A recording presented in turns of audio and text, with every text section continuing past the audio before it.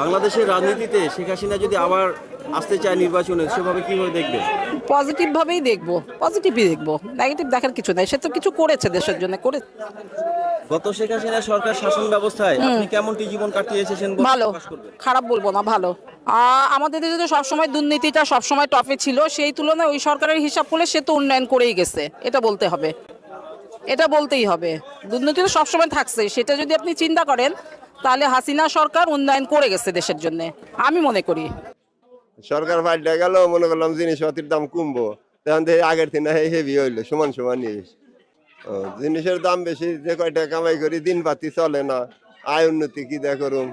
গরিব মানুষের মানে দেখা যায় 100 মাছ কিনবান গেলি 250 টাকা 300 টাকা, কামাই করি 300 টাকা, তাহলে মাছ কিনুম কি দেয়া, হারা যাবে না তো 100 গরুর মাংস কেনাই হারি না। তো এইটা গরিব মানুষের অবস্থা। সরকার হিসাবে আমার তো মনে হয় যে আগে যেরকম ছিলাম ওটাই ভালো ছিলাম। সরকার হিসাবে দেখতে চাচ্ছি শেখ হাসিনাকে। শেখ হাসিনাকে। বাজারের দাম বলতে কাঁচামালের দামটা খালি কমছে, তাছাড়াও অন্য কোনো জিনিসের দাম কমে নেই।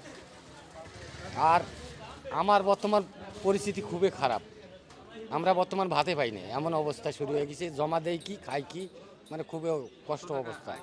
অতিরিক্ত কামাই হইলে 400 থেকে 500 টাকা কামাই হয়, 350 টাকা গাড়িওয়ালায় নেয়, 150 টাকা দিয়ে বাজার হয়।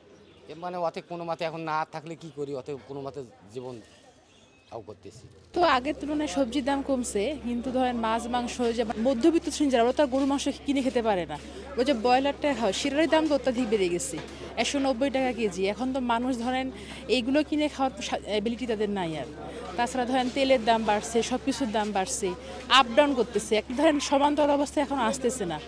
তেলের দাম বাড়ে গেছে, চালের দাম তো ধরেন অনেক বেড়ে গেছে, বস্তাপতি একটা চালের দাম বর্তমান 250-300 টাকা বেড়ে গেছে। মানুষ যে তার মানে স্বাদ আছে, সাধ্য নেই, সাধ্য থাকলেও স্বাদ নাই, এরকম একটা অবস্থায় পড়ে গেছি। এখনও আমরা একটা মানে স্বাভাবিক অবস্থায় ফিরে আসতে পারিনি। আমাদের একটা স্বাভাবিক অবস্থায় আসলে মানুষ ধরেন খেটে খাওয়া মানুষদের জন্য খুব উপকার হইতো। যে ছিল সেই ভালো ছিল, যে ছিল সে ভালো ছিল।